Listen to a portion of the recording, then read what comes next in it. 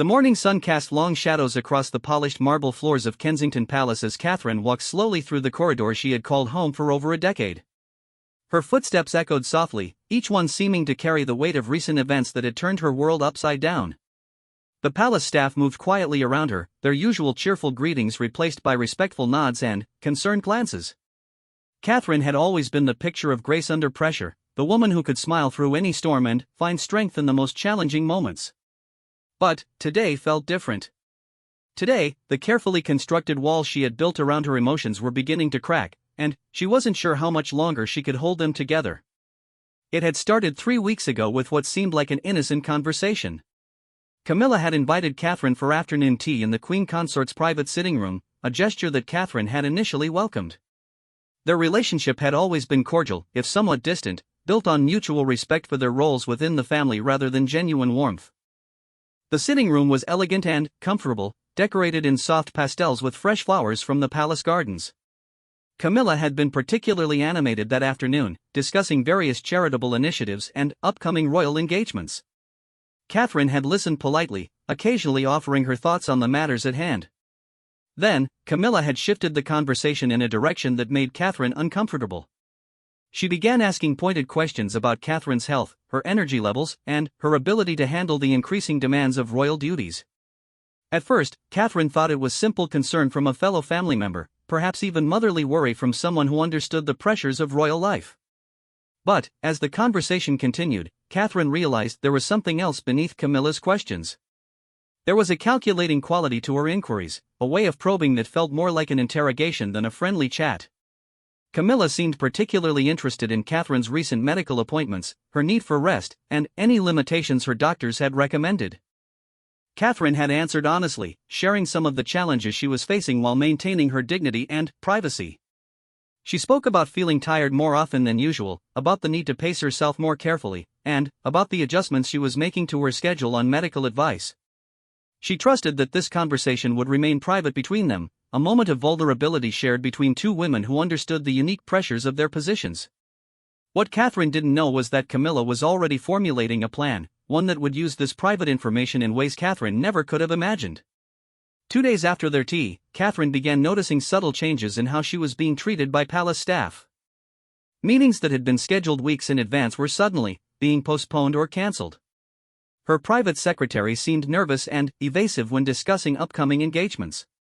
Most concerning of all, she overheard whispered conversations that stopped abruptly when she entered a room.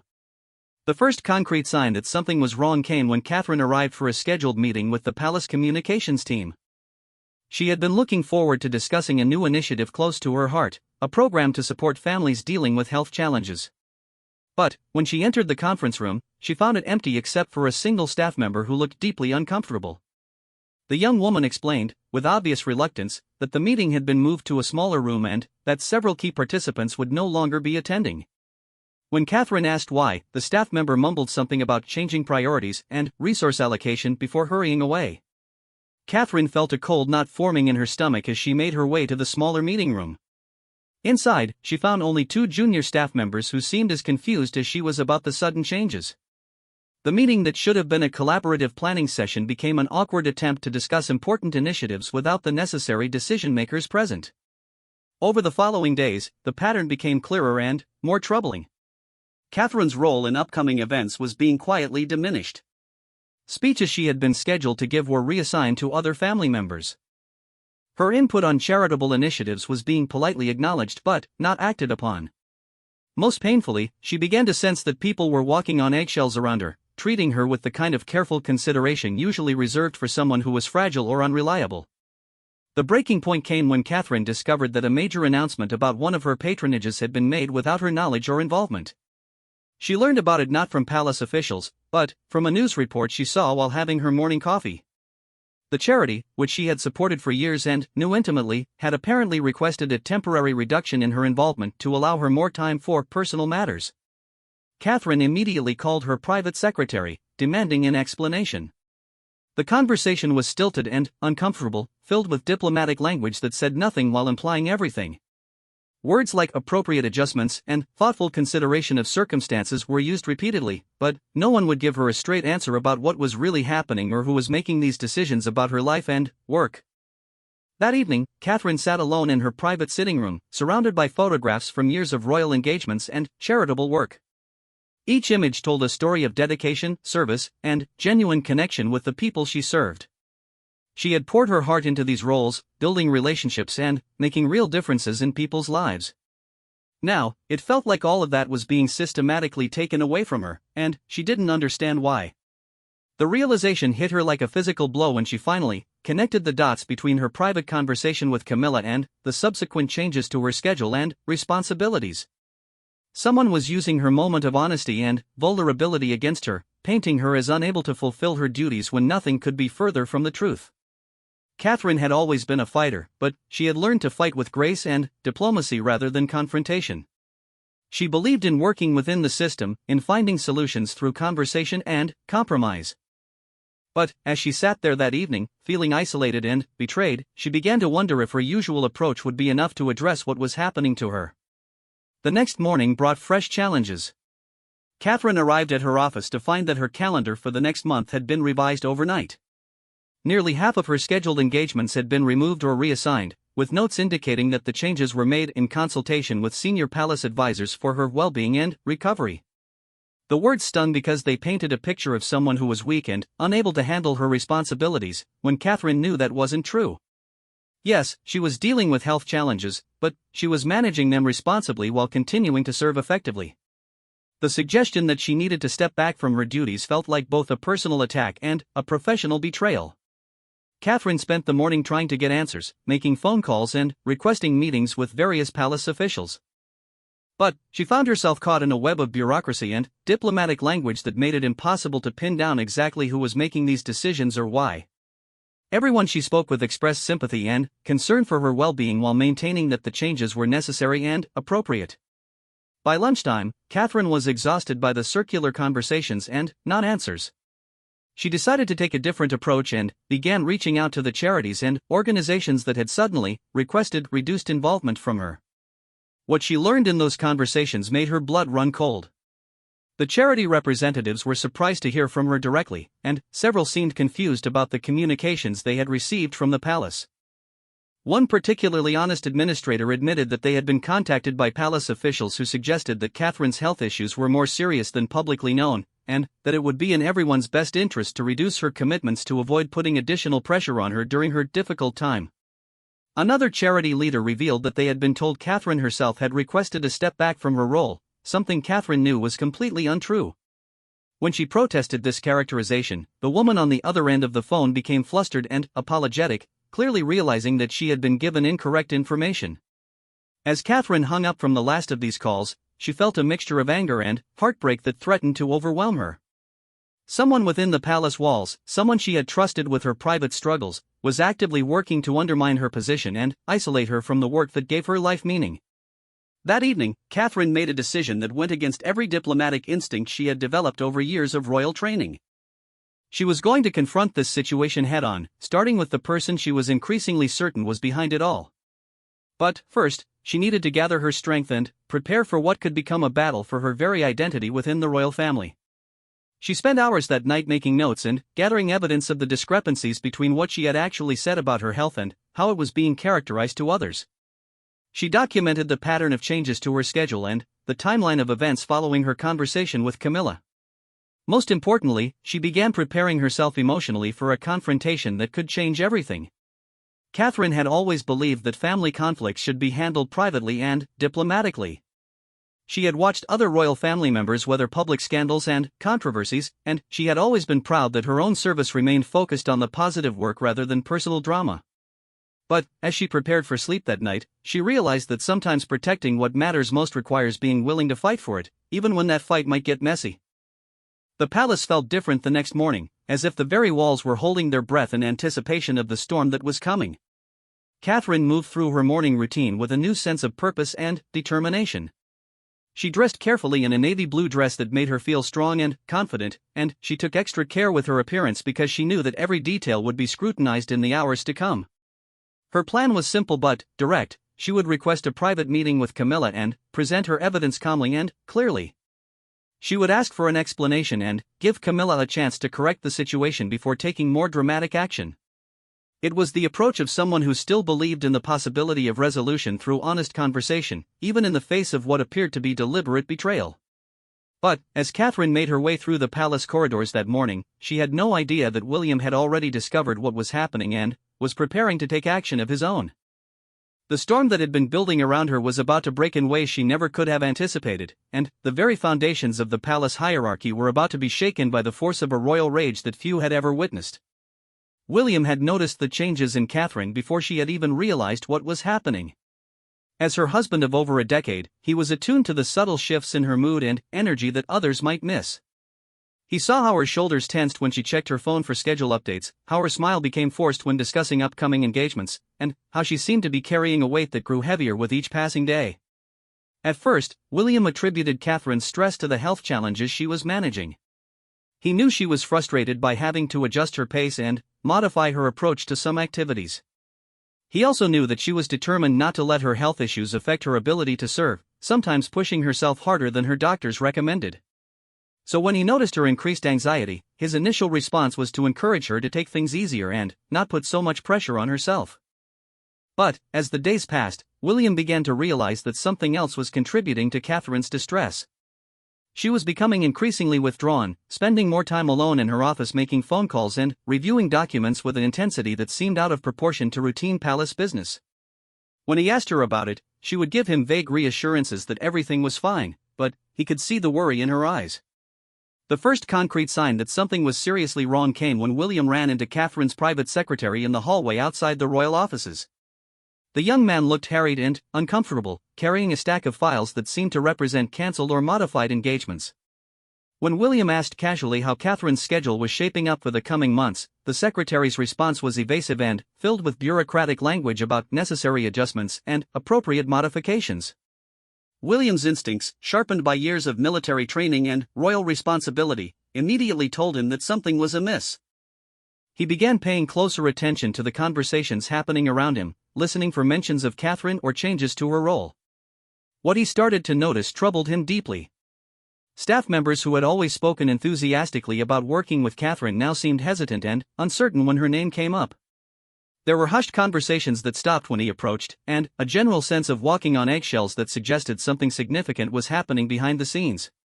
William decided to conduct his own investigation, using his position and relationships within the palace to gather information. He started by having informal conversations with senior staff members, people he trusted and who had worked with the family for years. What he learned made his blood pressure rise with each revelation.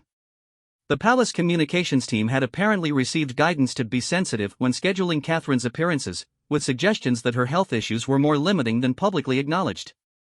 The Charitable Liaison Office had been instructed to work with organizations to voluntarily reduce Catherine's involvement in their activities to avoid putting pressure on her during her recovery period. Most disturbing of all, William discovered that these instructions were being given in his name and Catherine's, as if they were decisions the couple had made together for Catherine's well-being. Nothing could have been further from the truth, and William realized that someone was manipulating the system to isolate Catherine from her work and undermine her position within the royal structure. William's military background had taught him the importance of gathering intelligence before taking action, so he spent the next several days quietly investigating the source of these instructions. He traced communications, reviewed meeting notes, and spoke confidentially with trusted advisors. What he discovered was a coordinated campaign that appeared to originate from the highest levels of the palace hierarchy. The evidence pointed clearly to Camilla as the architect of this campaign against Catherine. William learned about the private tea conversation between the two women, and how that conversation had been followed immediately by a series of meetings between Camilla and senior palace officials. Notes from those meetings, which William was able to access through his position, revealed a disturbing pattern of manipulation and misrepresentation. Camilla had apparently presented Catherine's honest sharing about her health challenges as evidence that she was unable to handle her current responsibilities. She had suggested that Catherine was in denial about her limitations and that the family needed to intervene for her own good. Most egregiously, she had recommended a gradual reduction in Catherine's role that would essentially sideline her from meaningful royal duties. What made William's anger reach a boiling point was the discovery that Camilla had explicitly requested that these changes be implemented without Catherine's direct knowledge, at least initially. The plan was to present them as temporary adjustments that could be reversed when Catherine was feeling better, but the timeline for that reversal was deliberately vague and undefined. William also learned that Camilla had been in contact with media representatives, preparing them for a potential announcement about Catherine stepping back from some duties due to health concerns. The narrative being crafted painted Catherine as brave but struggling, someone who needed the support and understanding of the public as she dealt with challenges that were apparently more serious than anyone had realized. As William pieced together the full scope of what was happening, his anger transformed into a cold fury that his military colleagues would have recognized and feared. This wasn't just an attack on Catherine's professional role, it was an assault on her character, her integrity, and her commitment to service. It was also a betrayal of the trust she had placed in a family member during a vulnerable moment. William understood the palace hierarchy and protocol as well as anyone, but he also understood that there were moments when protocol had to be set aside in favor of protecting what mattered most. Catherine was not just his wife, she was his partner in service, a woman who had dedicated her life to the crown and the people they served. Seeing her being systematically undermined and isolated by someone who should have been supporting her triggered a protective instinct in William that overrode all other considerations. The breaking point came when William learned about the media narrative being prepared. He realized that Camilla's plan wasn't just to reduce Catherine's role quietly, it was to create a public story that would make it nearly impossible for Catherine to return to her full duties even after her health issues were resolved. Once the public believed that Catherine was struggling to handle her responsibilities, any future health challenges would be viewed through that lens, permanently damaging her effectiveness as a working royal. William spent a sleepless night considering his options. He could try to work within the system, requesting meetings and attempting to resolve the situation through diplomatic channels. But he realized that the same system that was being used against Catherine would likely protect Camilla and slow any real resolution. Meanwhile, every day that passed saw Catherine's position being further undermined and her spirit being slowly crushed by the isolation and betrayal she was experiencing. By morning, William had made his decision. He would confront Camilla directly, presenting her with the evidence of what she had done and demanding that she immediately stop her campaign against Catherine. He would make it clear that any further attempts to undermine his wife would be met with consequences that Camilla might not be prepared to face. William's approach to the confrontation was methodical and strategic, drawing on his military training and his understanding of power dynamics within the royal family.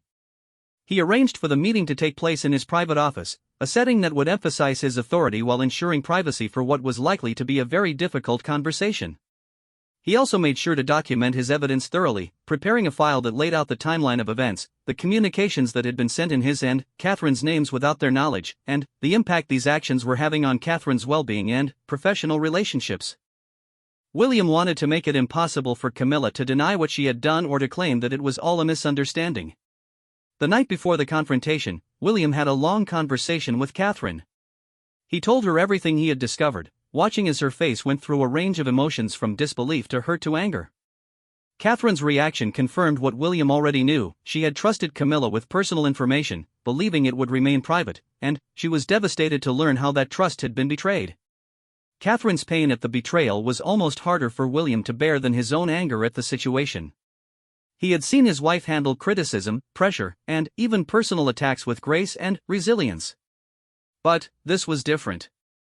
This attack came from within their own family, from someone who had used Catherine's honesty and vulnerability as weapons against her. William assured Catherine that he would handle the situation and that she wouldn't have to face this betrayal alone. He promised her that the campaign against her would stop and that her position within the family would be protected.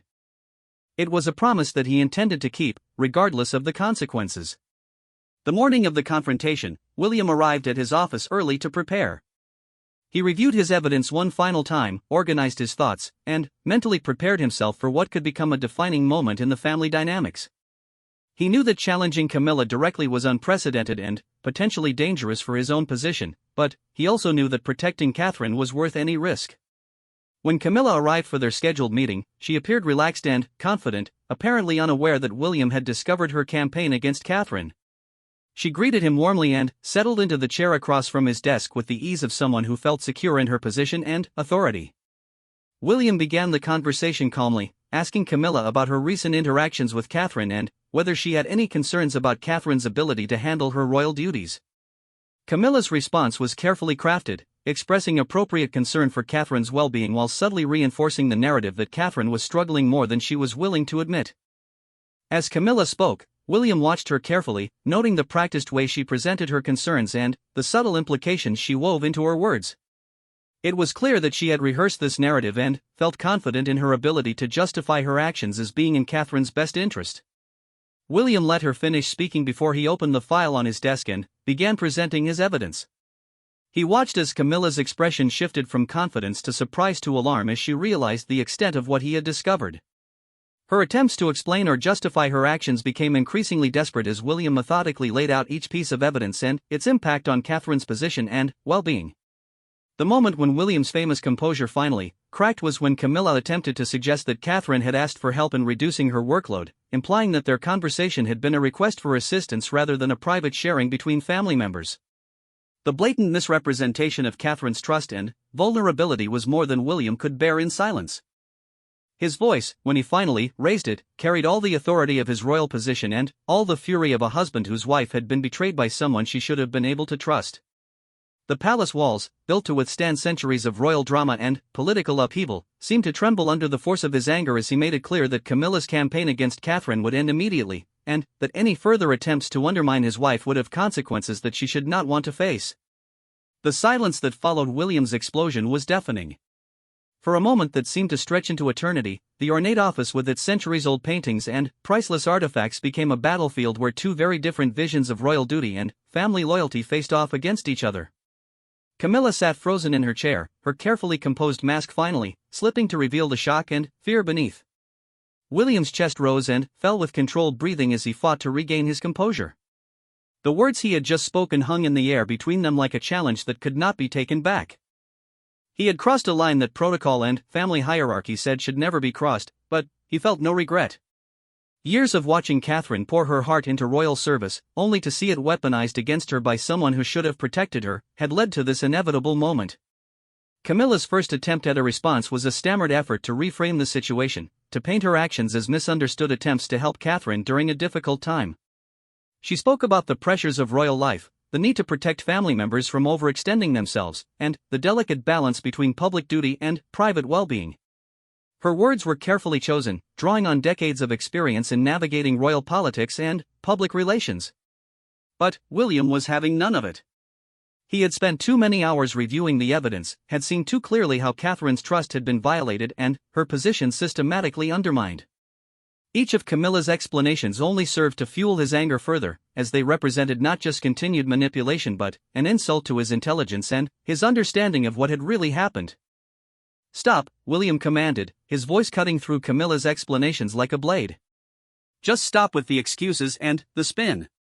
I have the documentation, Camilla. I have the meeting notes where you told senior staff that Catherine was in denial about her limitations.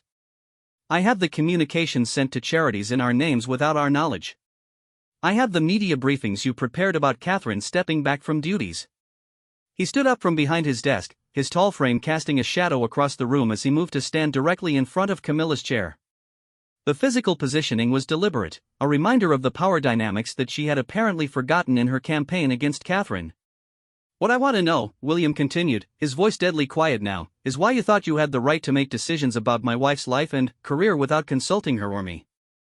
What gave you the authority to betray her trust and use her private struggles as ammunition against her?" Camilla's composure cracked completely under the intensity of his gaze. She had underestimated the depth of William's protective instincts when it came to Catherine, and she was clearly unprepared for the level of evidence he had gathered. Her attempts to maintain the moral high ground crumbled as she realized that William saw through every justification she could offer. The conversation that followed was unlike anything that had ever taken place within the palace walls. William systematically dismantled every argument Camilla tried to make, countering her claims with documented evidence of how her actions had hurt Catherine both professionally and personally. He spoke about the phone calls Catherine had made to confused charity representatives, the cancelled meetings and reassigned speeches, the gradual isolation that was destroying his wife's sense of purpose and belonging. "You want to talk about protecting the family?" William's voice rose again as his anger reignited. "Catherine family. She has been a dedicated member of this family for over a decade, bringing honor to the crown and genuine care to every cause she touches. She trusted you with her vulnerabilities, and you turned them into weapons against her.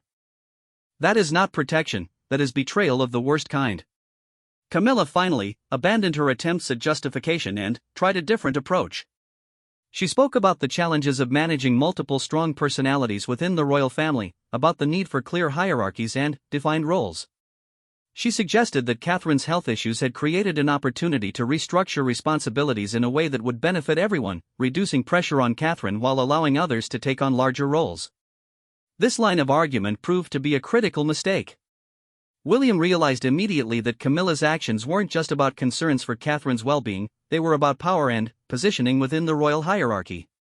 Camilla saw Catherine's temporary vulnerability as an opportunity to permanently reduce her influence and elevate her own position and that of her allies.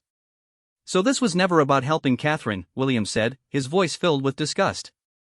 This was about using her health challenges as an excuse to diminish her role permanently. You saw an opportunity to restructure the family dynamics in your favor, and you were willing to destroy Catherine's trust and undermine her years of service to achieve it. The accusation hit its mark. Camilla's face flushed as she realized that William had seen through to the true motivations behind her actions. Her denial sounded weak and unconvincing even to her own ears, and she began to understand that this confrontation was not going to end with a simple apology and a promise to do better. William returned to his desk and opened another folder, this one containing information that made Camilla visibly pale. He had discovered communications between Camilla and certain media outlets, discussions about the timing of potential announcements regarding Catherine's reduced role. There were also notes about conversations with other royal family members, attempts to build support for the narrative that Catherine needed to step back for her own good. You weren't just undermining Catherine's position, William continued relentlessly. You were building a coalition to support your version of events. You were preparing the ground for a public narrative that would have made it nearly impossible for Catherine to return to her full duties even after her health improved. This wasn't temporary concern, this was permanent character assassination disguised as family care. The full scope of Camilla's campaign was now laid bare between them.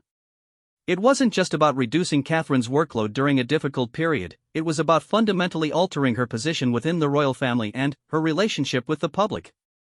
The carefully crafted image of Catherine as someone who might be struggling to handle her responsibilities would have followed her for the rest of her royal career, affecting every future challenge or health issue she might face. William's voice dropped to a whisper that was somehow more threatening than his previous shouts. Do you have any idea what you've done to her? Do you understand how it feels to watch someone you love being slowly destroyed by people she trusted? Catherine hasn't slept properly in weeks because she's been trying to figure out what she did wrong, why her work was being taken away, why people were treating her like she was fragile or unreliable. For the first time in the confrontation, Camilla seemed to grasp the human cost of her political maneuvering. She had focused so intently on the strategic aspects of her plan that she had failed to consider how it would feel to be Catherine, watching her life's work being dismantled piece by piece without understanding why. She came home last night, William continued, and asked me if I thought she was failing in her duties. She wondered if she had been fooling herself about her ability to serve effectively. A woman who has given everything to this family and this country was questioning her own worth because of the poisonous narrative you created. The emotional weight of William's words filled the room. This wasn't just about royal politics or family hierarchies anymore. This was about a woman who had been systematically broken down by someone she had trusted, someone who had used her moment of vulnerability to destroy her confidence and sense of purpose. Camilla finally spoke, her voice small and uncertain. I never meant for Catherine to be hurt personally. I thought if the changes were implemented gradually, she would see them as helpful rather than threatening. I believed that reducing her pressure would ultimately benefit her. You believed, William repeated, his tone making the words sound like an accusation. You believed you knew better than Catherine herself what she needed. You believed you had the right to make decisions about her life without consulting her. You believed you could manipulate the system and the narrative to achieve your goals without anyone noticing or caring about the human cost. The conversation continued for another hour, with William methodically addressing every aspect of Camilla's campaign and its impact. He spoke about the specific charities that had been affected, the relationships that had been damaged, and the long-term implications for Catherine's ability to serve effectively. He also made it clear that he had documentation of everything and was prepared to take whatever steps were necessary to protect his wife's position and reputation. But perhaps the most devastating moment came when William shifted from anger to disappointment. "I thought better of you, Camilla. I thought that despite any personal differences or competitive feelings, you understood the importance of supporting each other in service to something larger than ourselves. I believed that family loyalty and shared commitment to duty would prevent this kind of destructive behavior." The disappointment in his voice was harder for Camilla to bear than his anger had been. It spoke to a fundamental breach of trust that might never be fully repaired, a recognition that the family dynamics she had tried to manipulate were now permanently altered by her actions. As the confrontation drew toward its conclusion, William laid out his expectations clearly and non-negotiably. All communications undermining Catherine's position would cease immediately. Any meetings or conversations that had been scheduled to further discuss her reduced role would be cancelled. The narrative being prepared for media consumption would be scrapped entirely. More importantly, there would be a coordinated effort to restore Catherine's full schedule and responsibilities, with clear communications to all affected parties that the previous adjustments had been made in error. Camilla would personally contact the charities and organizations that had been told to reduce Catherine's involvement and clarify that those recommendations had been withdrawn. And if there is even a whisper of future attempts to undermine Catherine's position, William concluded, his voice carrying the full weight of royal authority, there will be consequences that extend far beyond this private conversation. The protection of my wife and her ability to serve this country effectively is not negotiable, and anyone who threatens that protection will discover exactly how seriously I take that responsibility. The meeting ended with Camilla's subdued agreement to William's demands. She left his office looking shaken and uncertain, clearly understanding that the power dynamics within the royal family had shifted dramatically in the course of their confrontation. The woman who had entered confident in her ability to manipulate family relationships to her advantage now faced the reality that she had underestimated both William's protective instincts and his willingness to fight for what he believed was right. As William sat alone in his office after Camilla's departure, he felt a mixture of satisfaction and exhaustion. The immediate threat to Catherine had been addressed, but he knew that the relationship dynamics within the family had been permanently altered.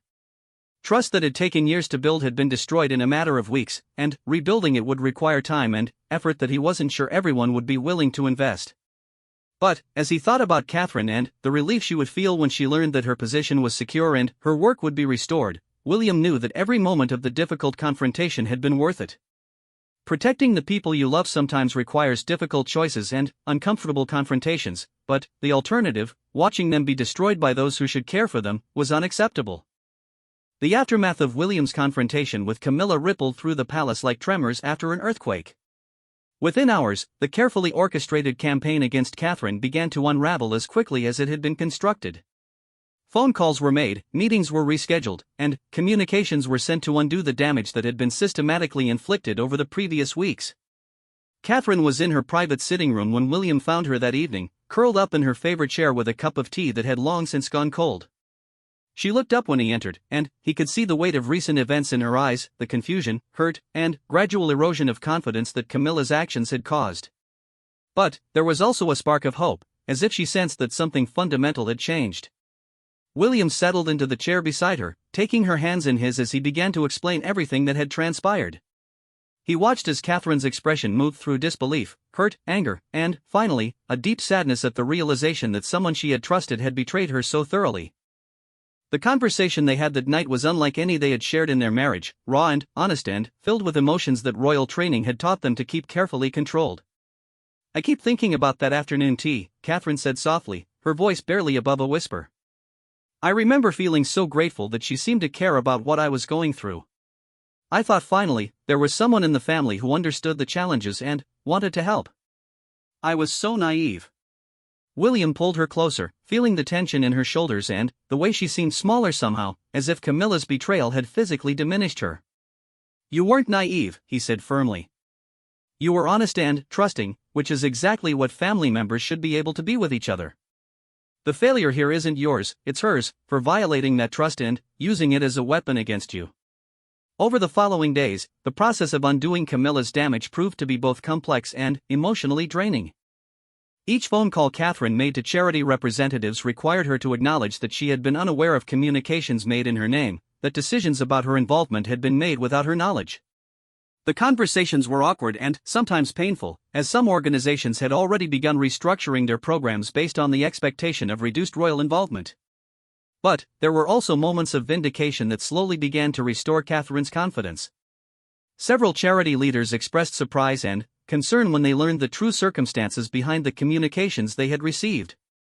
Many admitted they had found the suggestions odd, given Catherine's previous dedication and effectiveness. Some even revealed they had been uncomfortable with the pressure to reduce her involvement but had felt they had no choice given the apparent royal family directive. The most difficult conversation came with the chairman of a children's health charity that Catherine had supported since her early days as a royal. The organization had been preparing to announce a transition in royal patronage, believing that Catherine needed to step back due to health concerns. Learning that this transition was based on false information and manipulated communications left the chairman both angry and embarrassed. "Your Royal Highness," he said during their phone conversation, "I want you to know that if we had any idea these decisions were being made without your knowledge, we would have contacted you directly. Your work with us has been exemplary, and the suggestion that you needed to reduce your involvement never made sense given your obvious commitment and effectiveness." These affirmations from people who had worked closely with Catherine for years slowly began to counteract the narrative that Camilla had constructed. It became clear that the problems had never been with Catherine's performance or capability, but with the false information being spread about her condition and wishes. Meanwhile, the palace staff who had been caught in the middle of the situation began to share their own experiences and concerns. Many admitted they had been uncomfortable with the instructions they had received but felt powerless to question directives that appeared to come from senior family members. Some revealed they had noticed inconsistencies between Catherine's actual demeanor and capabilities and the narrative being promoted about her limitations. Catherine's private secretary proved particularly helpful in documenting the timeline of events and identifying all the communications that had been sent without Catherine's knowledge. The young man was clearly relieved to finally be able to speak honestly about the situation, having spent weeks trying to navigate conflicting instructions while protecting Catherine's interests as much as possible within the constraints he faced. As the truth emerged more fully, William's anger at Camilla's actions only intensified. The scope of the deception was broader than he had initially realized, involving not just the manipulation of Catherine's schedule and responsibilities, but also the creation of a comprehensive narrative that could have permanently damaged her reputation and effectiveness. The confrontation with Camilla had forced her to cease her active campaign against Catherine, but it had not addressed the underlying attitudes and motivations that had led to the betrayal in the first place. William began to realize that restoring Catherine's position would require more than just reversing specific decisions, it would require a fundamental reassessment of family dynamics and power structures. The broader royal family became aware of the situation gradually, as the reversal of decisions and restoration of Catherine's responsibilities required explanations and coordination. Reactions varied widely, from genuine shock and support for Catherine to more measured responses that suggested some family members had been aware of the tensions but had chosen not to intervene. King Charles found himself in a particularly difficult position, caught between his loyalty to his wife and his recognition that she had behaved inappropriately toward Catherine. Private conversations within the family became increasingly strained as the full scope of Camilla's actions became clear and the need for some form of accountability became undeniable. Catherine threw herself into the process of restoring her work with characteristic determination and grace. She personally reached out to every organization that had been affected, attending meetings to recommit to partnerships and initiatives that had been threatened by the false narrative about her capabilities. Her genuine enthusiasm and obvious competence quickly reminded everyone why she had been so valued in the first place. But the emotional toll of the experience remained significant. Catherine found herself second-guessing interactions with other family members, wondering who else might have been involved in or aware of Camilla's campaign. The easy trust and openness that had characterized her approach to family relationships was replaced by a more guarded and cautious demeanor. William watched his wife navigate this challenging period with a mixture of admiration and protectiveness. He saw how she threw herself into her work with renewed intensity, as if trying to prove to herself and others that she was indeed capable of handling her responsibilities effectively. He also saw the moments when the hurt and betrayal would surface unexpectedly, causing her to question herself and her place within the family structure. The relationship between William and Camilla remained deeply strained in the weeks following their confrontation. They maintained the necessary public civility for official functions and family gatherings, but the warmth and mutual respect that had previously characterized their interactions was gone, possibly permanently. Camilla, for her part, seemed to struggle with the new reality that her actions had created. The confident authority she had wielded in orchestrating Catherine's diminishment had been replaced by uncertainty about her own position and relationships within the family. She made several attempts to reach out to Catherine directly, seeking opportunities for private conversations that Catherine politely but firmly declined. The media remained largely unaware of the specific details of the internal family conflict, but royal correspondents began to notice the subtle changes in dynamics and scheduling that marked the restoration of Catherine's full role. Positive stories about Catherine's renewed energy and expanded commitments began to appear, counteracting any narrative about her stepping back due to health concerns. One particularly insightful article noted the obvious strength of the partnership between William and Catherine, observing how they seemed to complement and support each other in their royal duties. The piece quoted unnamed palace sources praising Catherine's resilience and dedication, suggesting that rumors of any reduction in her role had been greatly exaggerated. As spring turned to summer, Catherine found herself busier than ever with a schedule that not only restored her previous commitments but added new initiatives that reflected her renewed confidence and determination. The experience of having her work threatened had clarified for her just how much her royal role meant to her and how committed she was to making a meaningful impact through her service. The children's health charity that had been preparing to transition away from Catherine's patronage instead announced an expansion of their partnership, with Catherine taking on an even larger role in their upcoming campaigns. The chairman made a point of publicly praising her vision and leadership, sending a clear signal to anyone who might question her capabilities or commitment. William continued to monitor the situation carefully, ready to intervene again if any new threats to Catherine's position emerged. The experience had taught him important lessons about the need to stay vigilant regarding family dynamics and to never assume that shared commitment to royal duty would prevent destructive behavior. The relationship between Catherine and Camilla remained cordial but distant at family gatherings and official functions. They maintained the appearance of family unity for public consumption, but the easy conversation and shared confidences that had once existed between them were gone. Catherine had learned to keep her guard up, sharing personal struggles only with William and a small circle of trusted friends outside the royal family. In quieter moments, Catherine reflected on how the experience had changed her understanding of royal life and family relationships. She had emerged stronger and more confident in her own worth and capabilities, but she had also lost some of the innocent trust that had made her early years as a royal feel more like joining a supportive family than navigating a complex political institution. William often found her in their private garden on summer evenings, working among the flowers she loved and finding peace in the simple act of nurturing something beautiful. These moments reminded him of why he had fallen in love with her in the first place: her genuine warmth, her resilience in the face of challenges, and her ability to find joy and meaning even in difficult circumstances. "Do you regret any of it?" he asked her one evening as they watched the sunset paint the palace gardens in shades of gold and pink. "The royal life, the scrutiny, the politics?" Catherine considered the question carefully before answering, her hands still busy with the roses she was tending. "I regret that it's more complicated than I once thought," she said finally. "I regret that people I trusted could hurt me so deliberately. But I don't regret the work itself, or the opportunity to make a difference. And I especially don't regret having you beside me to weather the storms." As the year drew to a close, the palace had settled into new rhythms that reflected the changed relationships and hard-learned lessons of the spring crisis. Catherine's position was stronger than ever, built now on demonstrated resilience rather than just initial promise. The family dynamics had shifted permanently, with clearer boundaries and a more realistic understanding of the competing interests and loyalties that existed beneath the surface of royal unity. The incident had served as a wake-up call for everyone involved about the importance of direct communication, genuine support, and the protection of vulnerable family members during difficult times. While the immediate crisis had been resolved, its effects would continue to shape relationships and decisions within the royal family for years to come. For Catherine and William, the experience had deepened their partnership and strengthened their mutual commitment to protecting each other and their shared vision of royal service. They had learned that even within a family dedicated to public service, personal relationships required constant attention and care to prevent them from becoming casualties of ambition and competition. The palace walls that had witnessed so much drama and conflict over the centuries had absorbed another chapter in the ongoing story of royal life, where personal relationships and public duties intersect in ways that can be both beautiful and devastating. In the end, love, loyalty, and the willingness to fight for what matters most had prevailed, but not without lasting changes to everyone involved.